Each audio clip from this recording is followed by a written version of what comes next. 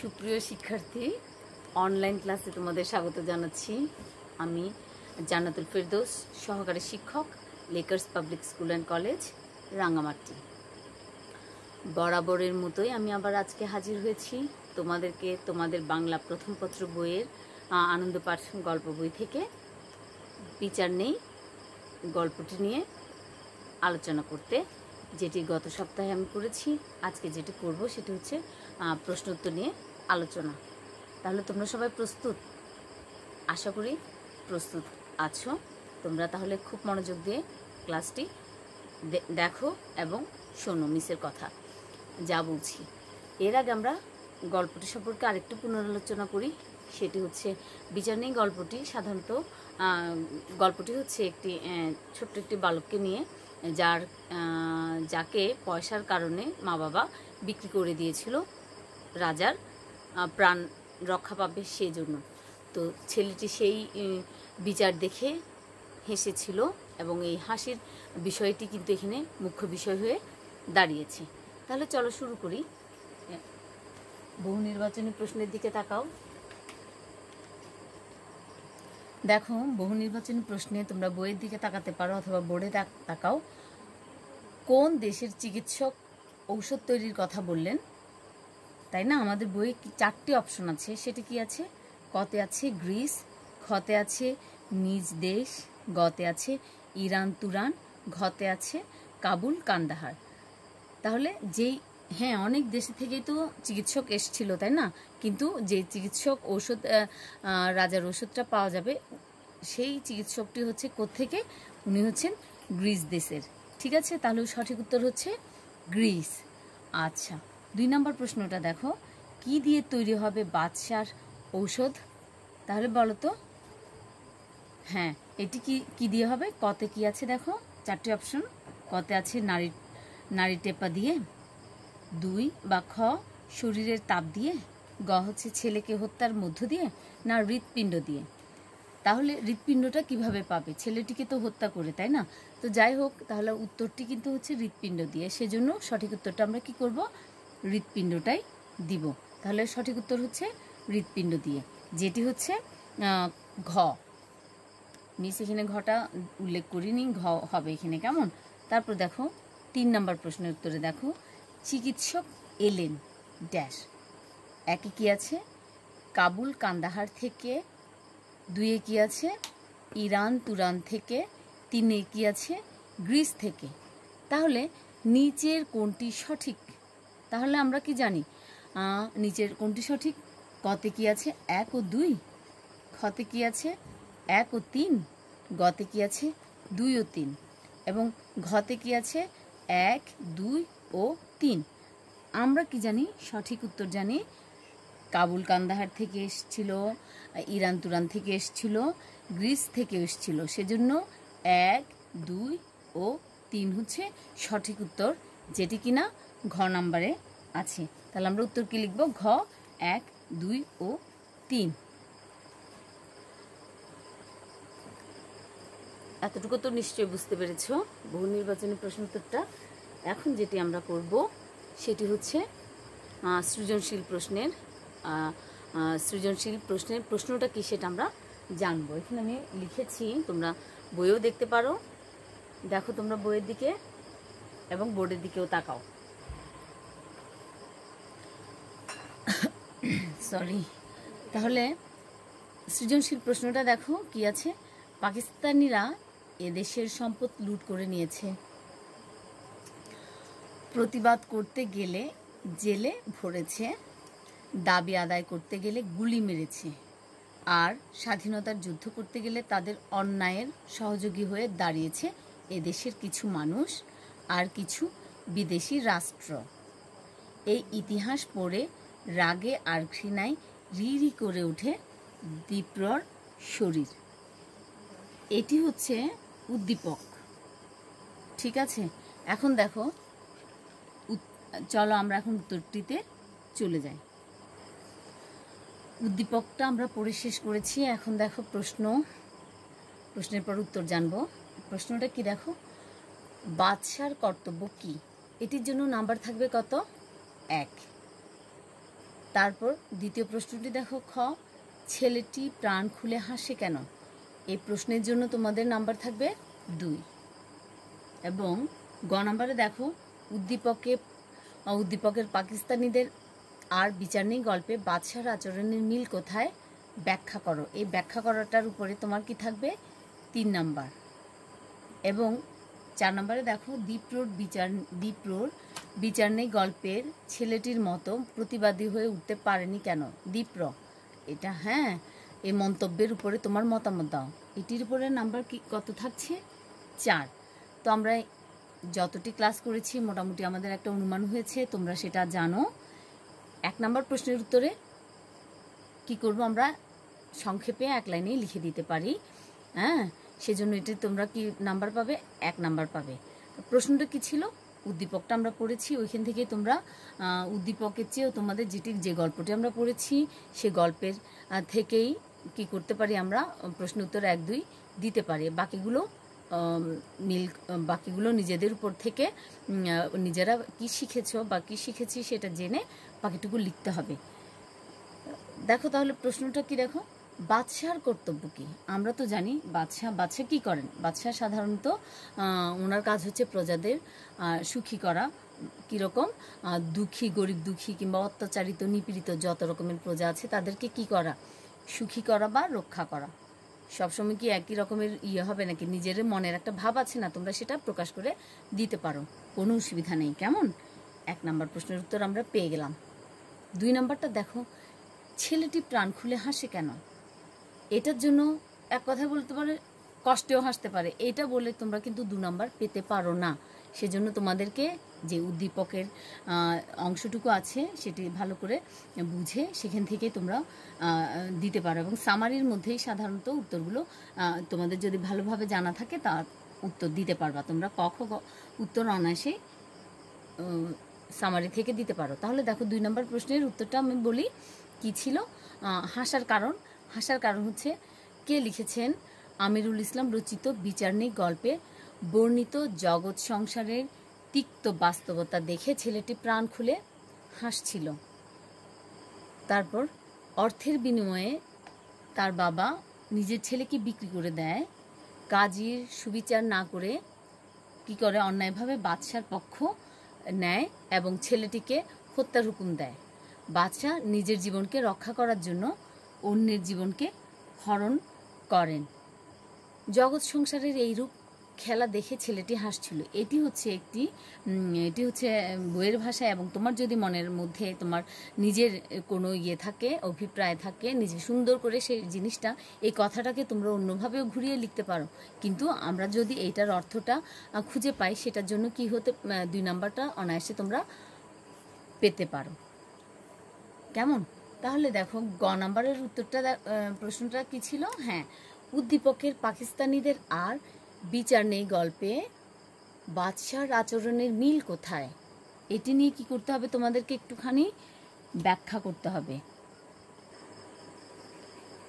যেই উদ্দীপকের, এখানে দেখো, উদ্দীপকের পাকিস্তানিদের আর বিচার নেই গল্পের যে ছেলেটি বা যে বাদশার কথা বলা হয়েছে, কি করে তাদের মধ্যে কি আচরণ, তাদের দুজনের মধ্যে আমরা কি খুঁজে পাই? আচরণের মধ্যে মিল খুঁজে পাই। কীরকম?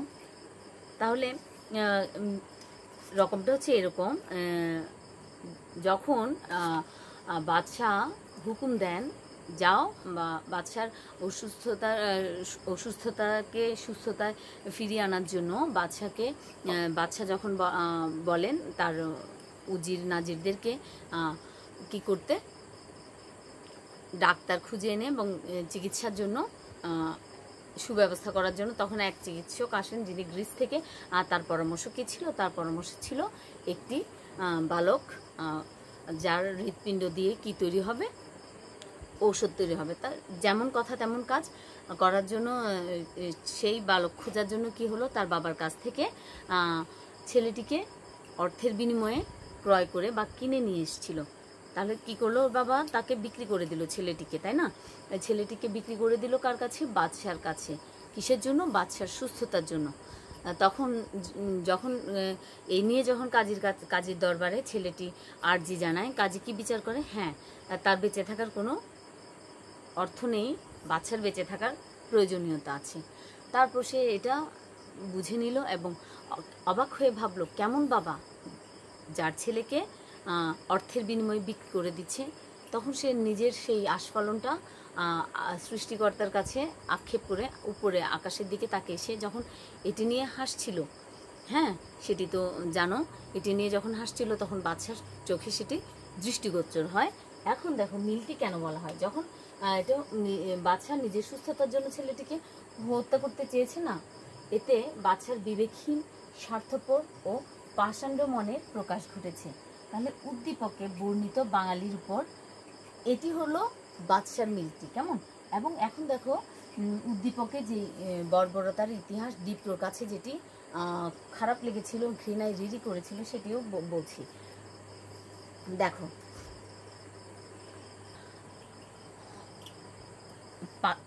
দীপ্রর কাছে যেটি মনে হয়েছিল পাকিস্তানিদের অত্যাচারের বিরুদ্ধে প্রতিবাদ করলে কি করেছে, আমাদের দেশের যারা প্রতিবাদ করেছে তাদেরকে জেলে পুড়িয়ে দিয়েছে, দাবি আদায় করতে গেলে গুলি করে দিয়েছে, সব কিছুর উপরে নিজেদের স্বার্থ প্রতিষ্ঠা করেছে। যেটি করেছে সেটি হচ্ছে পাকিস্তানিরা। আর এই বিষয়টি নিয়ে বিচার নেই গল্পে বাচ্চার আচরণের সাথে দীপ্র মিল খুঁজে পেয়েছে।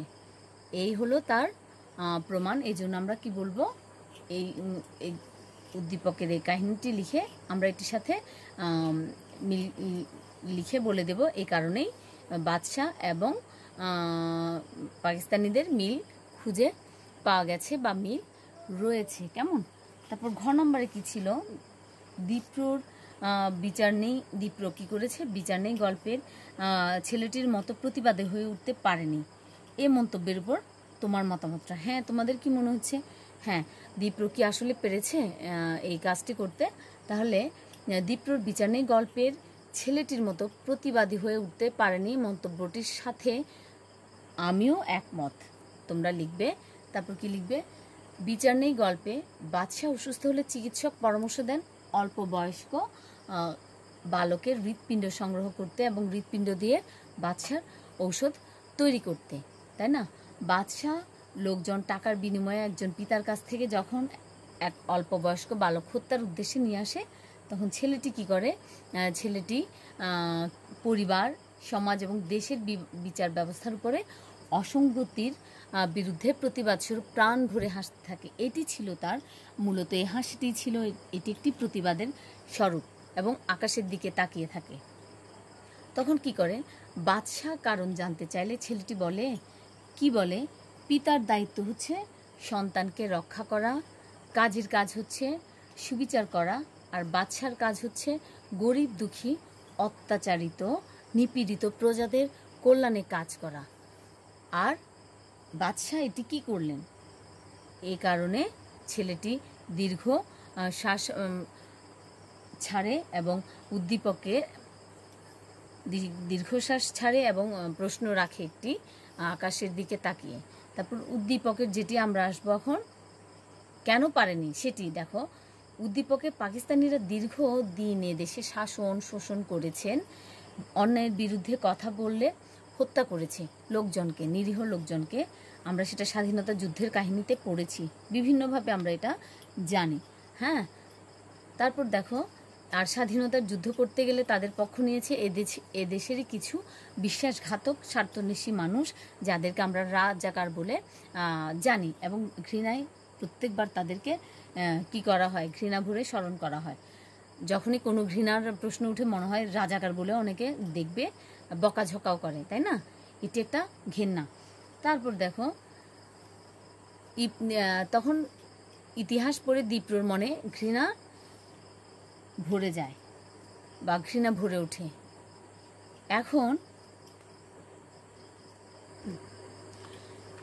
এখন কি হলো, মিলের জন্য যেটি মন্তব্যের উপর তোমার যে মতামত, সেটি কি করবা, মতামতটি এইভাবে করে দিতে পারো। গল্পের বালকটিকে হত্যার উদ্দেশ্যে নেওয়া হলে সে প্রতিবাদ স্বরূপ অট্টহাসি করেছে, বাদশার চোখে আঙুল দিয়ে দেখিয়ে দিয়েছে কীরকম বিচার ব্যবস্থার অসঙ্গতিকে। আর অন্যদিকে উদ্দীপকের দ্বীপটোর মধ্যে লক্ষ্য করা নিকৃষ্ট ইতিহাস পড়ে ঘৃণার ভাব প্রতিবাদের কোনো বিষয় পাওয়া যায় না। তো ঘৃণার ভাবটা কি প্রতিবাদ? তুমি সেটা প্রকাশ করতে হবে, তো প্রকাশ না করলে তো আসলে এটা প্রকাশিতই হবে না। তুমি এটা কি বুঝাচ্ছ বা কি করছো?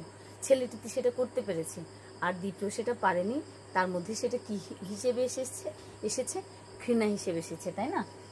তাই বলা যায় প্রশ্নোক্ত মন্তব্যটি যৌক্তিক, বা আমার মতামত কি হলো, তোমার কি আমার মতামত এটি, বা আমিও সহমত পোষণ করছি। এই হলো গল্পটির অথবা ঘ নাম্বার প্রশ্নের যে উত্তর সেটির মূল ভাবনা। আজকে তাহলে এ পর্যন্ত। যে সৃজনশীল প্রশ্নগুলো আমি তোমাদেরকে বুঝিয়েছি, আমি আবার বলছি, সেটি হচ্ছে তোমাদের গল্পটি তোমরা পড়বে। প্রত্যেকটি মানুষ তো এক এক রকম, তাই না? এক একজনের মনের ভাবনা এক এক রকম। কারো কারো জিনিসটি খুবই চমৎকারভাবে বুঝতে পারে, আবার অনেকে একটু দেরিতে বোঝে। ঠিক সেরকম যেভাবে বুঝতে পেরেছো একেবারে হুবহু যে আমার প্রশ্নের মতো হতে হবে তা না, তো সেই ভাবটি ফুটিয়ে উঠিয়ে আনতে হবে খাতার মধ্যে। তোমরা নিজের মনের ভাবটুকু পড়ে যা পড়েছো, যা বুঝেছো, সুন্দর করে সেভাবে লিখবে, একটু ধারাবাহিকতা বজায় রেখে। কেমন? আজকে এ পর্যন্ত। তোমাদের বাড়ি কাজ রইল সৃজনশীল প্রশ্নের উত্তরগুলো পুনরায় শেখা। আমি এখানে লিখে দিচ্ছি বাড়ি কাজ।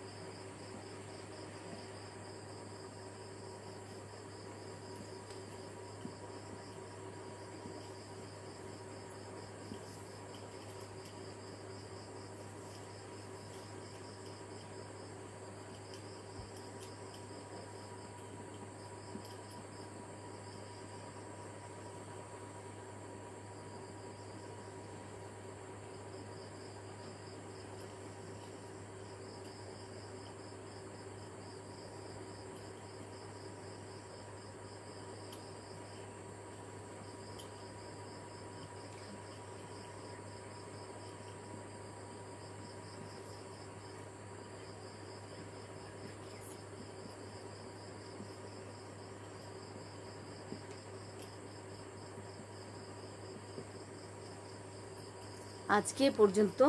তোমরা সবাই ভালো থাকো, সুস্থ থাকো, এই কামনায়। খোদা হাফেজ।